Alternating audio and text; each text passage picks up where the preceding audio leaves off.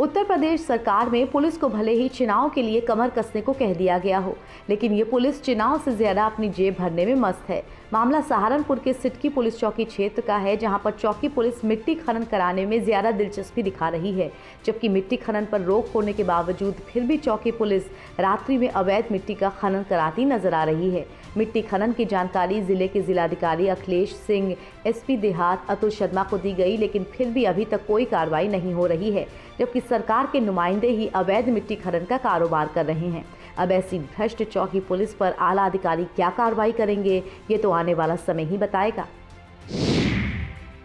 सरकार कोविड-19 को लेकर एक्शन मोड में दिखाई दे रही है, लेकिन फिर भी बरेली में सरकार के आदेश हवा हवाई ही नजर आ रहे हैं। कोविड-19 की तमाम गाइडलाइंस जारी कर दी गई हैं, लेकिन उसके बावजूद बरेली के आला अधिकारी सरकार की बातों को अनदेखा कर रहे हैं। बरेली का स्वास्थ्य विभाग हो या आला अधिकारी, दोनों ही संक्रमण को लेकर संजीदा नहीं दिखाई दे रहे। बरेली जिला अस्पताल में कोविड-19 प्रोटोकॉल जैसी कोई चीज दूर दूर तक नजर नहीं आई। जिला अस्पताल में अभी भी लंबी लंबी लाइनें देखने को मिल रही हैं। आलम यह है कि भीड़ में लोग एक के ऊपर एक चढ़े जा रहे हैं। अगर इसी तरह की स्थिति जारी रही तो इससे इनकार नहीं किया जा सकता है कि जिले में कोरोना संक्रमण तेजी के साथ फैल सकता है। जिला अस्पताल KDSIC डॉक्टर सुबोध शर्मा का कहना है कि OPD में मास्क की चेकिंग जारी है। जिला अस्पताल में मरीजों की ज्यादा भीड़ है, लेकिन कोरोना से रोकथाम के लिए लाउडस्पीकर के जरिए लोगों को जागरूक किया जा रहा है, जबकि इस जागरूकता का कोई भी असर लोगों पर दिखाई नहीं दे रहा। देखिए, पिछले कुछ दिनों से कोरोना वायरस के केस लगातार बढ़ रहे हैं और अब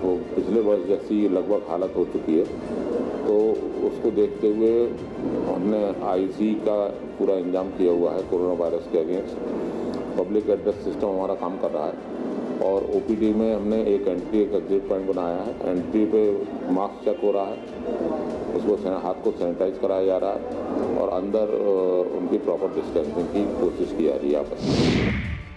रामनगरी अयोध्या के हनुमंतगढ़ी के महंत नागा साधु कन्हैया दास की हत्या का अयोध्या पुलिस ने खुलासा कर दिया है। महंत कन्हैया दास की हत्या के आरोप में उन्हीं के 2 गुरु भाइयों को गिरफ्तार किया गया है, जबकि हत्या में 7 लोग शामिल थे, जिनमें से 5 अभी भी फरार चल रहे हैं। नागा साधु की हत्या की योजना महाशिवरात्रि के पर्व के दिन बनाई गई थी, जिसके बाद 3 अप्रैल को महंत कन्हैया दास के दोनों गुरु भाई गोलूराज और शशिकांत दास मिश्रा हनुमानगढ़ी के चरण पादुका मंदिर की गौशाला पहुंचकर दोनों ने अपने गुरु की हत्या कर दी। हत्या के विवाद जमीन के पैसों के बंटवारे को लेकर के था। इसका मामला हाई कोर्ट में लंबित था। उसी विवाद के चलते नागा साधु की हत्या की गई। इसमें पुलिस ने खुलासा करते हुए 2 आरोपियों को गिरफ्तार किया है। साधु, जिनका नाम श्री कन्हैया दास था, उनकी हत्या कर दी गई। प्राप्त जानकारी पे तत्काल मेरे द्वारा तथा सभी सीनियर ऑफिसर्स द्वारा घटनास्थल का निरीक्षण किया गया। इसमें जो नामजद अभियुक्त गोलू दास था, उसके साथ ही साथ एक अन्य अभियुक्त अंश मिश्रा को भी गिरफ्तार किया गया है। साथ ही साथ इसमें 5 अन्य अभियुक्त के नाम भी प्रयास में आए हैं, जिनकी गिरफ्तारी का हम प्रयास कर रहे हैं।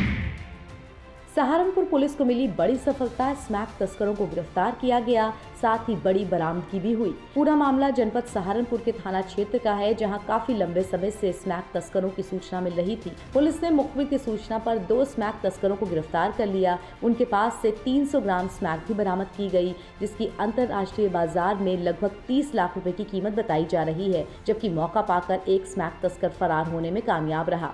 पुलिस का कहना है कि उसको भी गिरफ्तार कर जल्द ही कामयाबी हासिल की जाएगी। वाजिद और मीर अहमद, इनके पास से कुल 300 ग्राम तस्करी का स्मैक मिला है। जो इनका सप्लायर था वो इनको सप्लाई करने आया था। सप्लाई के दौरान ही इनको गिरफ्तार किया गया है। सप्लायर वहाँ पे नहीं मिल पाया है, उसकी तलाश की जा रही है। और ये जो बरामद हुआ इनसे स्मैक करीब 300 ग्राम है, जिसकी अगर अंतर्राष्ट्रीय कीमत का आकलन करेंगे तो 30 लाख रुपए की स्मैक बरामद हुई है। इनके तार और कहाँ से जुड़े हैं, सब इस पर हम इनसे गहराई से पूछताछ करके पूरी एक चेन बना के उस पर हम कार्रवाई आगे करेंगे। कोरोना संक्रमण पूरे प्रदेश में तेजी के साथ पैर पसार रहा है, जिसको लेकर प्रधानमंत्री ने भी तमाम राज्यों के मुख्यमंत्रियों से कोरोना को लेकर चर्चा की है, जिसमें कोरोना की नई गाइडलाइंस जारी की गई हैं। इसमें आदेश दिया गया है कि जिस जिले में 500 से ज्यादा मरीज पाए जाएंगे, वहां पर नाइट कर्फ्यू लगाया जाएगा। इन्हीं तमाम बातों को लेकर जिलाधिकारी सहारनपुर व SSP के निर्देश में SP सिटी और ADM को कोविड-19 का अनुपालन करने के लिए चेकिंग अभियान चलाने को बोला गया है, जिसमें जनता को जागरूक करने के आदेश दिए गए हैं। जनपद में पंचायत चुनाव की तैयारियां अंतिम चरण में हैं। जिला निर्वाचन अधिकारी व जिलाधिकारी ने पंचायत चुनाव को लेकर गाइडलाइंस भी जारी कर दी हैं। जनपद में प्रथम चरण में 15 अप्रैल को मतदान होना है। इसके लिए प्रत्याशियों को चुनाव चिन्ह आवंटित किए गए। जनपद में संवेदनशील जगहों पर अतिरिक्त पुलिस बल लगाए जा रहे हैं। जिलाधिकारी शैलेश पांडे लगातार मतदान केंद्रों का जायजा ले रहे हैं। जिलाधिकारी का कहना है कि हर संभव कोशिश की जाएगी चुनाव में कहीं भी गड़बड़ी न होने पाए। अगर ऐसे कोई व्यक्ति गड़बड़ी करता पाया गया तो उसके विरुद्ध कड़ी कार्रवाई की जाएगी। त्रिस्तरीय पंचायत निर्वाचन की सभी व्यवस्थाएं समय से चल रही हैं। कल तक स्क्रूटनी का टाइम था तो स्क्रूटनी कर ली गई है और आज नाम वापसी का और प्रतीक आवंटन का दिन है। तो उसके लिए हमारे यहाँ पे जो जिला स्तर पर जिला पंचायत के सदस्यों का और बाकी सभी पदों के लिए सभी विकासखंड के मुख्यालय पर कार्रवाई ससमय चल रही है, उसमें कहीं कोई कमी नहीं है। इसके अलावा अभी हमने जो हमारे वाहन मालिक हैं, विशेष करके जितने भी हमारे विद्यालयों के वाहन हैं, तो विद्यालयों के मैनेजर से हमारी अभी बात हुई और सबने इस बात के लिए एश्योर किया है कि हम लोग पंचायत चुनाव में ससमय अपनी वाहन फिट करा करके अवेलेबल कराएंगे। सुल्तानपुर पुलिस एक्शन मोड में दिखाई दे रही है। पंचायत चुनाव आने से पहले ही चेकिंग अभियान चलाकर अवैध कार्य कर रहे बदमाशों पर शिकंजा कसता दिखाई दे रहा है। ऐसा ही मामला सामने आया है जहां पर पुलिस ने अवैध शस्त्र फैक्ट्री का भांडाफोड़ कर दिया है, जहां से 10 निर्मित और 6 अर्धनिर्मित अवैध तमंचा, 4 जिंदा कारतूस और 2 खोखा कारतूस व भारी मात्रा में अवैध शस्त्र बनाने के उपकरण, साथ ही 2 अभियुक्तों को गिरफ्तार किया गया है। पुलिस का कहना है कि जल्द ही बाकी आरोपियों को भी गिरफ्तार कर दिया जाएगा। जंगल के जो नदी के किनारे जंगल है वहाँ पे कुछ 2 व्यक्ति अवैध रूप से शस्त्र का निर्माण कर रहे हैं, जिसमें थानाध्यक्ष मुखबिर की सूचना को पुख्ता करने के आधार पर वो अपनी टीम के साथ घेराबंदी की है, जिसमें वहाँ पे उसे 10 निर्मित कट्टे बरामद हुए हैं और 6 अर्धनिर्मित हैं और 4 अदद जिंदा कारतूस, 2 अदद खोखा। अवैध असलहा बनाए जाते हैं, उसके लिए जो प्रयोग किया जाता है आरी और इत्यादि, वो सब बरामद हुआ है। इसमें जो 2 अभियुक्त पकड़े गए हैं उनका नाम दयाशंकर कश्यप और मोहम्मद आरिफ है।